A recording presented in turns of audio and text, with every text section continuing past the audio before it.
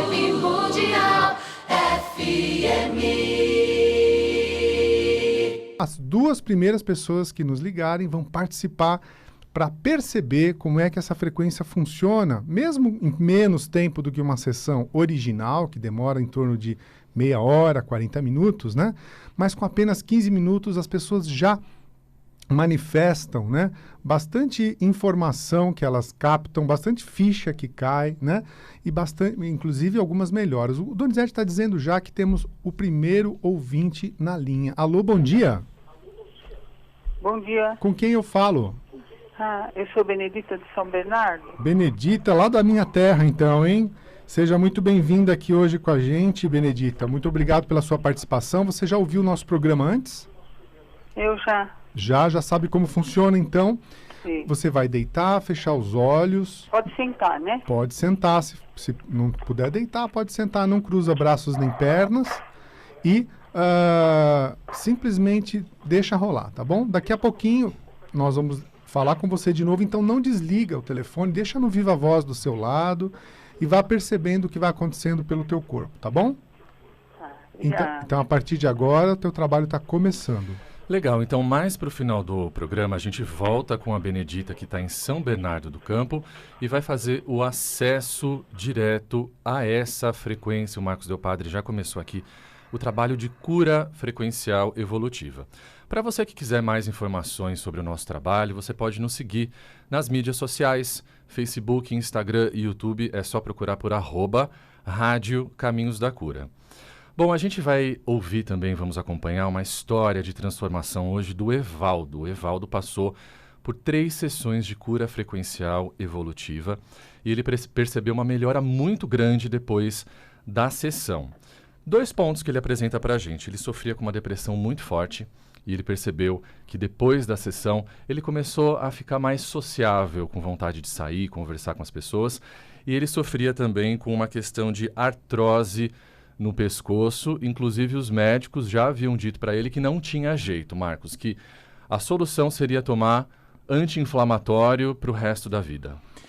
A primeira coisa que eu falo para quem recebeu um diagnóstico, ontem mesmo uma amiga minha do sul do Brasil me ligou dizendo que os médicos disseram para ela que o que ela tem não tem cura, né?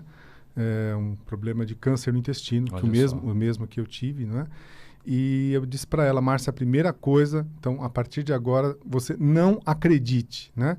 Com todo respeito à medicina, mas existem limitações, não acredite que não há cura. Então, a primeira coisa que eu digo a você, que recebeu também aí um diagnóstico de, eu vou ter que conviver o resto da vida com isso, na verdade, essa decisão é sua. Se você decidir fortemente que não, né, eu não aceito esse diagnóstico, e eu sei que a cura está dentro de mim, né, e nunca fora de mim, os médicos podem facilitar, os curadores, como nós, podemos ajudar a facilitar, mas a cura sempre está dentro de nós quando nós encontramos a nossa essência, né, a nossa divindade, o nosso eu eterno, né, que mora dentro de nós. Quando a gente descobre isso e chega perto disso, aí a cura acontece. O nosso trabalho facilita isso, né, facilita esse encontro, essa conscientização de quem você verdadeiramente é. Inclusive, existem alguns tratamentos que, se não forem muito acompanhados, bem acompanhados de perto, eles podem, inclusive, fazer mal, né? É o caso da artrose, né? A gente vai ouvir o Evaldo falar sobre essa questão e eu trouxe aqui uma notícia para a gente acompanhar alguns dados. Vamos dar uma olhada. Vamos lá. De acordo com o Ministério da Saúde, a artrose afeta 15 milhões de pessoas no Brasil e o problema chega a atingir 80% dos brasileiros com mais de 80 anos. Vale lembrar que a artrose é uma doença degenerativa que afeta as cartilagens que protegem as articulações. E à medida que esse tecido se desgasta, o atrito entre os ossos causa dor, inflamação e deformações. O tratamento costuma ser feito à base de remédios para dor e anti-inflamatórios, combinados com sessões de fisioterapia. Uma outra possibilidade no combate à artrose são as injeções locais de analgésicos. No entanto, o médico Ali Germasi, professor da Faculdade de Medicina da Universidade de Boston, alerta para o fato de que esse tipo de intervenção tem se mostrado prejudicial a longo prazo por acelerar o dano das cartilagens que protegem as articulações. Então, olha só, você está fazendo um tratamento e se não for muito bem acompanhado, ele pode inclusive prejudicar aquilo que você está tentando curar. Como qualquer tratamento é a muito longo prazo, né, Gustavo? A gente sabe que se você abusa dos medicamentos por muito tempo, o seu corpo tem uma hora que não reage mais, né? E os seus sistemas começam a reclamar, o fígado, né? Os rins, enfim, todos os seus sistemas começam a reclamar do excesso de droga. E tem pessoas que começam a ter que tomar cada vez mais para poder fazer algum efeito. É importante a gente falar que, caso você, nosso ouvinte, está passando por um tratamento, está tendo um acompanhamento médico, não pare o tratamento. Nunca. Converse sempre com o seu médico, vá prestando atenção nas dosagens, mas não pare, não abandone o tratamento. Mas saiba que a cura sempre está dentro de você, né? O médico está aí facilitando. Na verdade, a grande sacada da medicina é ajudar a tirar um sintoma, né? Ela não cura a causa, tanto que se você tira o sintoma, pode aparecer isso daqui para frente ciclicamente. Enquanto você não derruba a causa que está dentro de você, isso pode perpetuar. E você sabia, Gustavo, qual é a causa principal das artroses, das artrites? Tem alguma ideia? Eu tenho uma ideia vaga, mas eu não quero errar, não Você quero não quer passar a chutar? informação errada aqui. Então, a artrose, né? O problema nas articulações como um todo tem muito a ver com a desvalorização, né? Uma desvalorização sofrida muitas vezes na própria casa, ou então ou a desvalorização ou a impotência, tá? A impotência de não poder fazer o que quer, né? Tá sendo impedido, alguém está te empurrando na direção contrária de você fazer o que você quer. Por isso, né? E só por isso, a maioria dos idosos, né? Você falou 80%, é isso? 80%. Dos idosos acima de 80 anos se sentem desvalorizados, né? Os filhos, os netos já não deixam fazer o que eles querem fazer, não deixam ir onde eles querem ir. Legal você falar isso, porque tem uma outra informação aqui que preocupa inclusive os médicos, de que já 20% dos jovens hoje em dia, jovens adultos, sofrem com artrose. Então essa questão de desvalorização já está atingindo inclusive as pessoas mais jovens. Mais jovens, não tem idade, né? Aqui, infelizmente, as pessoas falam, eu tô ficando velho, isso é a velhice, é a síndrome do RG antigo, né? Então, não é a velhice. Eu conheço pessoas com 90 anos que dirigem carro, né, e estão aí lúcidas. Verdade. Nós temos jornalistas aí famosos, né, nas mídias sociais, falando lucidamente todos os dias, fortes. Então, não existe essa coisa de tô velho, preciso ficar encolhido, preciso ter artrose, né? Então, essa é uma crença que a gente já tem que derrubar, né?